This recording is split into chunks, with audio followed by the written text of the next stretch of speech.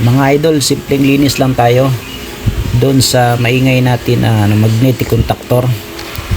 Simple lang naman yung ginagawa ko dyan mga idol. Sa nakikita nyo, ginagamitan ko lang siya ng liha para tanggalin yung mga dumikit na kalawang sa contactor natin.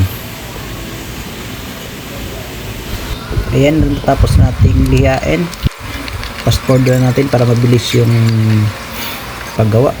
Ayun, balik na natin, assemble na natin yung contactor natin na nilinisan. Tapos kakabit natin yung dalawang wire para matesting na natin. Testing natin yung bagong linis. You know.